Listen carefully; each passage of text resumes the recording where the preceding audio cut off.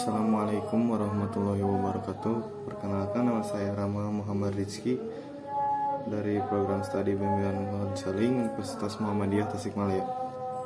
Di sini saya akan melakukan bimbingan kelompok yang bertema karir, diarahkan pada membantu individu agar mereka dapat menyusun dan melaksanakan rencanakan serta melakukan penyesuaian diri dalam semua aspek kehidupan sehari-hari. Adapun dalam bukunya mengartikan bimbingan adalah suatu pemberian bantuan yang diberikan oleh pembimbing atau konselor kepada individu atau klien yang agar individu tersebut dibimbing mencapai kemandirian dengan mempergunakan berbagai bahan melalui interaksi dan pemberian nasihat serta gagasan dalam suasana asuhan dan berdasarkan aturan-aturan yang berbeda. Bimbingan merupakan suatu proses pemberian bantuan kepada klien atau siswa yang diberikan oleh konselor atau guru BK dan memberikan solusi.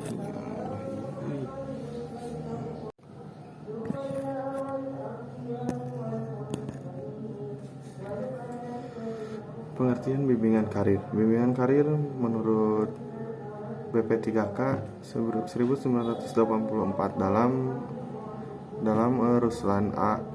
Ghani 2012, yaitu suatu jenis bimbingan yang memanfaatkan untuk individu dalam pemecahan masalah karir untuk memperoleh penyesuaian diri yang baik terhadap masa depannya.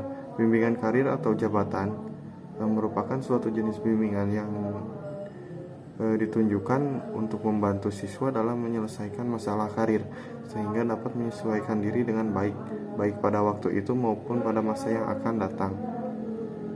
Adapun menurut pendapat Ahmad Juntika 2011, bimbingan karir yaitu suatu bentuk bimbingan yang difokuskan untuk membantu siswa dalam perencanaan, pengembangan dan pemecahan masalah-masalah karir seperti pemahaman jabatan dan tugas-tugas dalam kerja, pemahaman kondisi dan kemampuan diri, pemahaman kondisi lingkungan, perencanaan dan pengembangan karir, penyesuaian pekerjaan, pemecahan masalah-masalah karir yang dihadapi.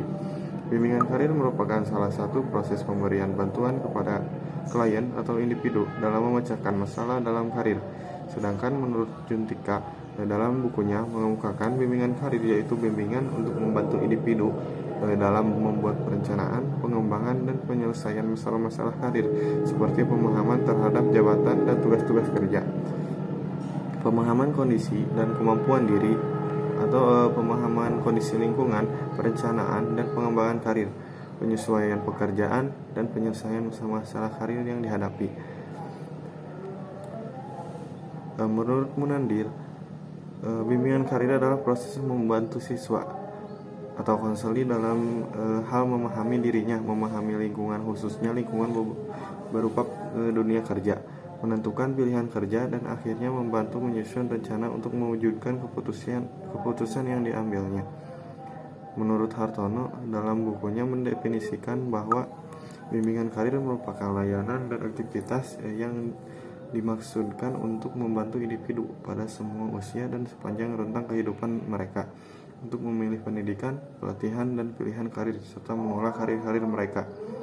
Pengertian ini lebih memfokuskan bahwa bimbingan karir merupakan proses bantuan yang diberikan konselor, guru pembimbing kepada klien atau siswa untuk sekelompok siswa atau konseling agar mereka dapat memahami dirinya, memahami lingkungannya berupa dunia kerja dalam upaya mengambil keputusan untuk menemukan pilihan.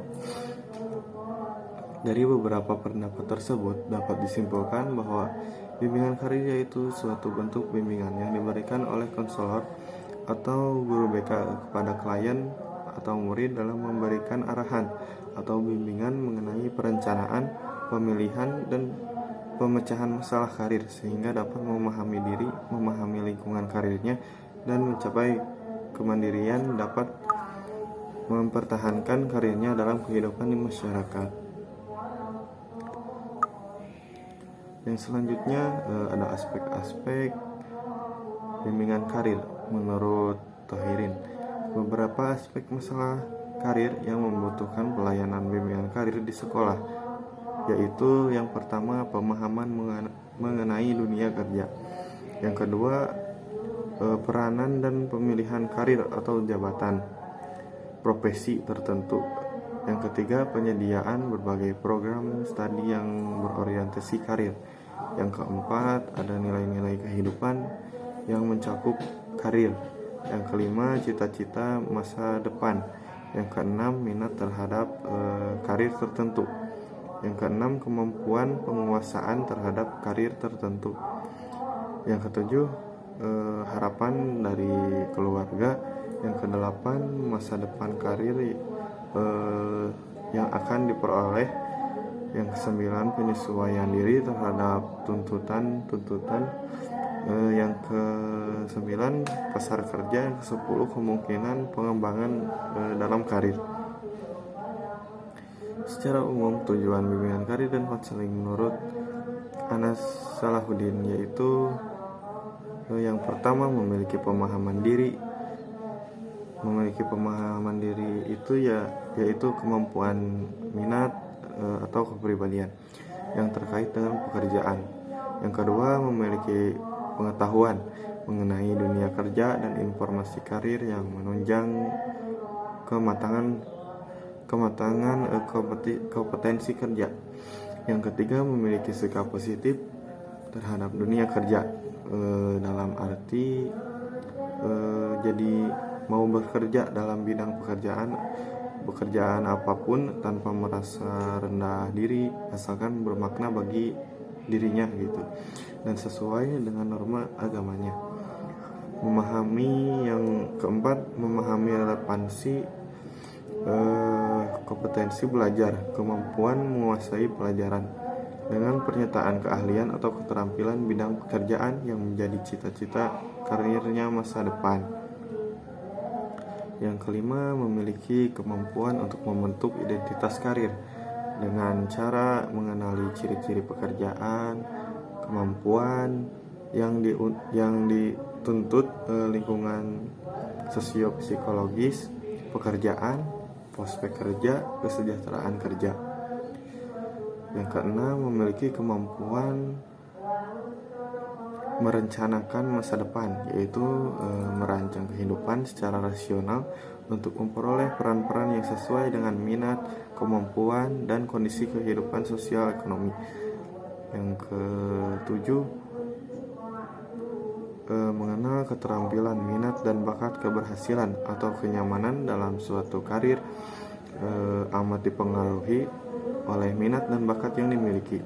Oleh karena itu, setiap orang baru memahami kemampuan dan minatnya dalam bidang pekerjaan, apa yang dia mampu, dan apakah dia berminat terhadap pekerjaan tersebut.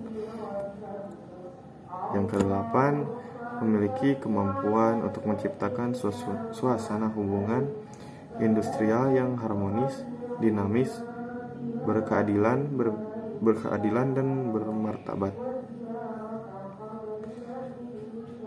Kegiatan yang tercakup dalam pengembangan diri diantaranya pemecahan masalah pribadi dan kehidupan sosial, penanganan masalah belajar, pengembangan karir, dan kegiatan-kegiatan yang tercakup dalam ekstrakurikuler, pengembangan diri pada sekolah di tempat ia menempuh pendidikan, terutama diunjuk untuk bidang karir dan pengembangan kreativitas dan konseling. Yang selanjutnya ada tujuan bimbingan karir di sekolah. Ada beberapa ahli yang menjelaskan pendapatnya mengenai tujuan dari bimbingan karir, yaitu merumuskan bimbingan karir yang diperuntukkan untuk di sekolah agar siswa dan konseling memperoleh pemahaman tentang dunia kerja, peluang-peluang kerja yang terbuka, dan mengembangkan sikap kerja yang positif serta keterampilan menyusun rencana dan pengambilan keputusan kerja. Bimbingan yang dimaksud di sekolah ini disiapkan untuk para siswa atau konseling yang merencanakan karir, baik dalam pemahaman tugas-tugas maupun rasa tanggung jawab dalam dunia kerjanya. Bimbingan karir di sekolah dibutuhkan karena dapat membantu siswa dalam mendapatkan berbagai informasi tentang dunia kerja serta untuk mendapatkan pemahaman diri dalam dunia kerja.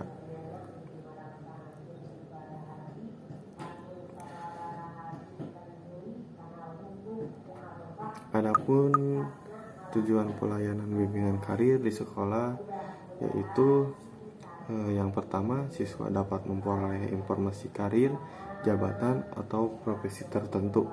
Yang kedua, siswa dapat memperoleh pemahaman tentang karir, jabatan, atau pekerjaan atau juga profesi tertentu. Yang ketiga, siswa mampu merencanakan dan membuat pilihan-pilihan karir tertentu setelah selesai dari pendidikannya. Yang keempat, siswa dapat menyesuaikan diri dengan karirnya tersebut. Yang kelima, siswa mampu mengembangkan potensi karirnya kelak setelah selesai dari pendidikan. Dengan kata lain, tujuan dari bimbingan karir yaitu yang kelima, ada fungsi bimbingan karir. Bimbingan karir ini perlu dan penting untuk diberikan kepada para siswa baik SMP maupun SMA dengan fungsi alasan sebagai berikut. Yang pertama, para siswa di tingkat SMA pada akhir semester 2 perlu menjalani pemilihan program studi atau penjurusan. Apakah memilih program 1, 2, 3, dan 4. Kenyataan menunjukkan bahwa program A5 secara praktis belum atau tidak dapat berlangsung walaupun ada kata memilih, namun sebenarnya telah adanya batas tertentu dalam pengambilan program karena ada persyaratan yang terkait dengan prestasi akademik dari siswa yang bersangkutan. Penjurusan itu jelas akan menemukan masa depan siswa. Dalam pemilihan ini diperlukan kecermatan serta perhitungan yang matang dan tepat. Oleh karena itu siswa memerlukan adanya bimbingan. Yang kedua, kenyataan menunjukkan bahwa tidak semua siswa yang tamat dari SMA itu akan melanjutkan pendidikan yang lebih tinggi. Siswa yang akan langsung terjun ke dunia kerja tentu memerlukan bimbingan karir agar siswa dapat bekerja dengan senang dan baik. Yang ketiga, siswa SMA merupakan angkatan kerja yang profesional. Mereka lah yang akan menentukan bagaimana keadaan negara yang akan datang. Mereka merupakan sumber daya manusia dalam pembangunan. Oleh karena itu diperlukan persiapan yang sebaik-baiknya untuk menghadapi masa depan serta menyiapkan dengan pekerjaan atau jabatan-jabatan yang sesuai dengan potensi yang ada pada diri mereka. Untuk mempersiapkan hal tersebut diperlihatkan bimbingan karir. Yang keempat, pada kenyataannya para siswa SMA sedang berada dalam masa remaja yang merupakan masa peralihan dan masa anak ke masa dewasa. Pada umumnya mereka belum dapat mandiri sehingga masih memerlukan bantuan dari orang lain untuk menuju kemandirian. Sehubungan dengan itu mereka memerlukan bimbingan termasuk bimbingan karir untuk menyiapkan kemandirian dalam hal pekerjaan. Yang kelima, siswa SMP juga membutuhkan bimbingan tersebut baik untuk melanjutkan pendidikan yang lebih tinggi maupun untuk mencari pekerjaan. Karena sesuatu sebab tidak dapat melanjutkan sekolahnya. Dengan demikian, jelaslah manfaat bimbingan karir ini. Pada pembahasan educational guidance and educational guidance. Yang keenam, metode bimbingan karir. Metode bimbingan karir yaitu lebih mengacu pada teknik-teknik bimbingan dan konseling, yaitu bimbingan kelompok dan pendekatan secara individual. Metode yang pertama yaitu dengan konseling individual. Konseling yaitu suatu proses pemberian bantuan secara langsung, yaitu secara face to face kepada klien yang diberikan oleh konselor dalam menyelesaikan masalah-masalah yang dihadapinya. Dalam pemberian konseling biasanya konselor bersifat simpati dan empati kepada klien. Simpati itu yang artinya menunjukkan sikap turut merasakan pada yang sedang dirasakan oleh klien tentang permasalahannya. Sedangkan empati yaitu berusaha untuk menamparkan diri dalam situasi diri klien dengan segala masalah yang dihadapinya. Dengan cara ini, klien dengan segala masalahnya dapat lebih berkurang. Sikap simpati dan empati menjadi klien merasa sepenuhnya kepada konselor, sehingga ini sangat membantu keberhasilan dalam suatu konseling. Yang selanjutnya ada metode penyampaian dalam bimbingan karir. Adapun menurut Ruslan dalam bukunya, metode yang dimaksud yaitu bagaimana cara menyampaikan dan cara penyajian bimbingan karir tersebut. Selain metode-metode yang sudah dikenal seperti ceramah, tanya jawab, tugas, demonstrasi, dan sebagainya, metode yang baru dikenal yaitu dengan sistem modul. Hal ini merupakan sistem belajar mengajar yang tidak dapat atau tidak bisa terlepas dari metode sebelumnya. Dalam penyajian bimbingan karir, para siswa dalam teknik layanan bimbingan dikenal dengan istilah bimbingan kelompok yang mengandung arti sebagai proses bantuan yang diberikan kepada individual atau siswa dengan melalui situasi kelompok. Penyajian ini dipilih atas dasar bahwa yang pertama, masalah karir merupakan masalah umum bagi para siswa. Dengan penyelenggaraan bimbingan kelompok ini memberikan kemungkinan kesempatan pada siswa untuk memperoleh self-direction dan self-understanding serta pengembangan rencana di masa datang. Yang kedua, dalam bimbingan kelompok ini dapat memilih di antara 3 bentuk, yaitu bimbingan kelompok bersifat informatif, atau aktivitas kelompok, dan penyembuhan. Yang ketiga, hasil bimbingan kelompok ini merupakan bahan dalam bimbingan individual atau penyeluhan, khususnya penyeluhan karir kelompok. Di sisi maksudnya perlu dibedakan dari masa kerumunan orang atau kolektif yang hanya terikat oleh tujuan bersama, kebutuhan bersama, dan saling berinteraksi. Yang selanjutnya ada kepercayaan diri. Pengertian kepercayaan diri. Aspek yang paling penting dalam kepribadian ada kepercayaan diri. Dengan adanya kepercayaan diri dalam seseorang menjadikannya mudah dalam pengaktualisasian kemampuan dan potensi yang ada pada dirinya. Terdapat beberapa ahli yang menjelaskan tentang kepercayaan diri. Menurut Lester, dalam buku Nurgupron, mendefinisikan kepercayaan diri diperoleh dari pengalaman hidup. Kepercayaan diri merupakan salah satu aspek dari kepribadian yang berupa keyakinan akan kemampuan dirinya serta tidak terpengaruh oleh orang lain, serta dapat bertindak sesuai kehendak, gembira, optimis, cukup toleransi, serta bertanggung jawab.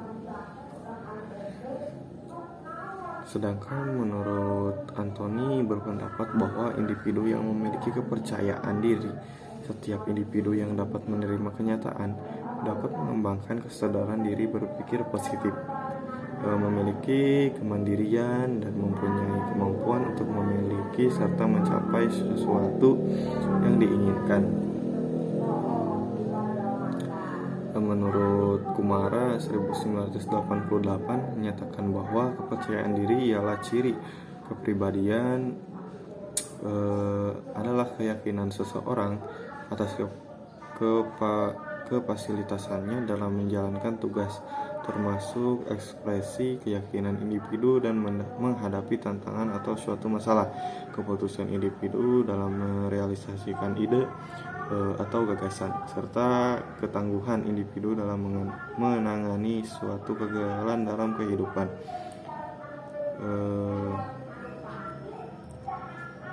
Yang selanjutnya ada karakteristik kepercayaan diri yang rendah. Individu yang kurang dalam kepercayaan diri biasanya memiliki karakteristik ialah yang pertama, tidak mempunyai sesuatu. Dalam hal ini adalah keinginan, tujuan, serta target yang diperjuangkan secara sungguh-sungguh. Yang kedua, tidak memiliki keputusan melangkah. Yang ketiga, mudah menyerah dan frustasi ketika individu dihadapkan dengan masalah atau kesulitan. Yang keempat, kurang termotivasi untuk maju, cenderung bermalas-malasan atau setengah-setengah dalam menghadapi dan menyelesaikan sesuatu. Yang kelima, sering gagal dalam menyempurnakan tugas-tugas atau tanggung jawab yang diberikan, jadi lebih tidak optimal. Yang keenam, canggung ketika dihadapkan seseorang. Yang ketujuh, tidak mampu mendemonstrasikan kemampuan berbicara dan kemampuan mendengarkan yang meyakinkan.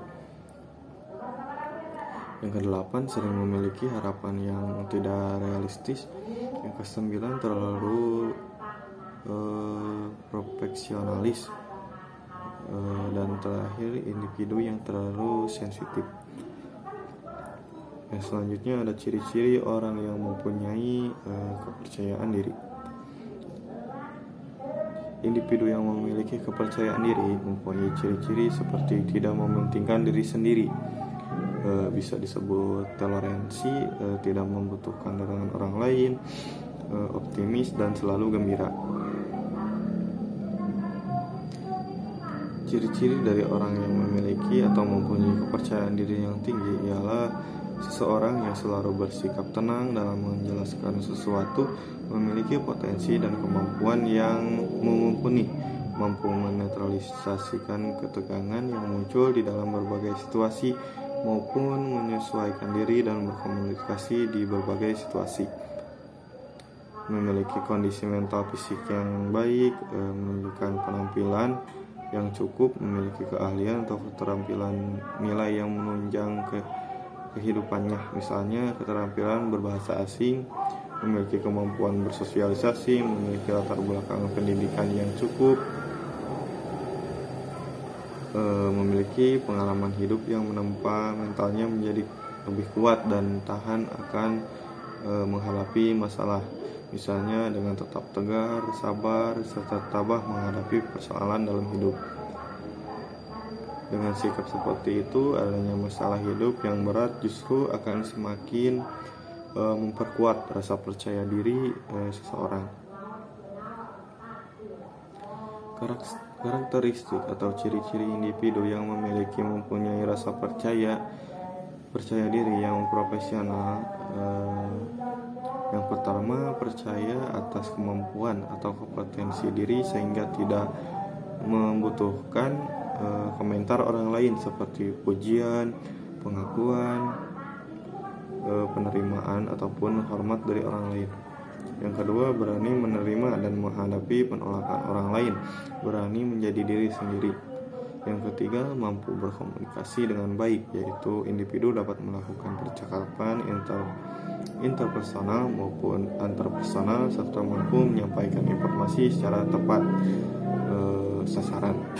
Yang keempat, memiliki internal locus of control, yakni memandang keberhasilan maupun kegagalan bergantung pada usaha diri sendiri dan tidak mudah menyerah pada nasib atau keadaan serta tidak bertanggung dan mengharapkan bantuan orang lain.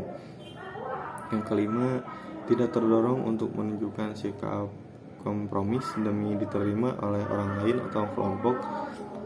Yang keenam, memiliki harapan yang realistis terhadap diri sendiri sehingga ketika harapan itu terwujud, individu itu akan tetap mampu melihat sisi positif, cenderung stabil, serta mempunyai cara pandang yang positif terhadap diri sendiri, orang lain dan situasi di luar dirinya. Yang selanjutnya ada sebab munculnya kepercayaan diri. Kepercayaan diri yang dimiliki seseorang individu tidak didapatkan secara genetik atau turunan orang tuanya sejak lahir, melainkan terbentuk melalui proses bagaimana individu merespon bagaimana rangsangan dari luar melalui interaksi dengan lingkungan, yang dimana individu itu tinggal. Kita sering merespon berbagai rangsangan terhadap fenomena dari luar, kemudian kita mempersepsikannya. Ketika mempersepsikannya dengan negatif dalam melakukan sesuatu, maka yang akan ditimbulkan adalah perasaan yang tidak menyenangkan, dan kemudian akan menimbulkan perasaan untuk menghindarinya. Jika individu diterima oleh orang lain dan dihormati yang disegani karena keadaan diri individu tersebut akan cenderung bersikap hormat dan menerima diri sendiri. Namun jika sebaliknya, maka rasa untuk menghargai diri sendiri akan sekali. Oleh karena itu, sikap percaya diri akan terbentuk jika individu mampu untuk menghargai diri sendiri. Percaya diri tidak akan muncul dari seseorang individu dengan cara yang direkayasa, atau tidak akan muncul karena seseorang individu itu ingin muncul sesaat, melainkan sebuah konsekuensi alamiah yang terjadi pada individu tersebut. Sepaham dengan rasa percaya diri tidak muncul begitu saja pada diri individu, tetapi terdapat proses tertentu di dalam pribadinya sehingga terjadilah pembentukan rasa percaya diri tersebut. Terbentuknya rasa percaya diri yang kuat terjadi melalui yang pertama, terbentuknya kepribadian yang baik sesuai dengan proses perkembangan yang melahirkan kelebihan-kelebihan tertentu. Yang kedua, pemahaman seseorang terhadap kelebihan yang dimiliki oleh segala sesuatu dengan memanfaatkan yang dimiliki individu tersebut. Yang ketiga, pemahaman dan reaksi positif seseorang terhadap kelemahan yang dimiliki agar tidak menimbulkan rasa rendah diri atau rasa sulit menyulitkan diri. Yang keempat, pengalaman di dalam menjalani berbagai aspek kehidupan dengan menggunakan segala kelebihan yang ada pada dirinya. Jadi dapat disimpulkan beberapa pendapat dari para ahli di atas bahwa kepercayaan diri terbentuk dari dalam diri kita sendiri. Kepribadian yang baik akan sesuai dengan perkembangannya. Pemahaman terhadap kelebihan serta kelemahan yang dimilikinya untuk dapat memunculkan sikap yang positif dan memunculkan rasa percaya diri merupakan sumber kekuatan diri untuk dapat berkembang dengan lingkungan sosial. Yang selanjutnya ada macam-macam kepercayaan diri. Yang pertama, kepercayaan diri lahir. Percaya diri lahir yaitu memungkinkan individu untuk tampil dan berperilaku dengan cara memajukan kepada dunia luar bahwa individu yakin atas dirinya sendiri. Dalam memberikan rasa percaya diri di dunia luar, seseorang perlu mengembangkan keterampilan dan dalam 4 bidang yang berkaitan dengan kepercayaan. Di antaranya yang pertama komunikasi, yang kedua ada ketegasan, yang ketiga penampilan diri, yang keempat pengendalian perasaan.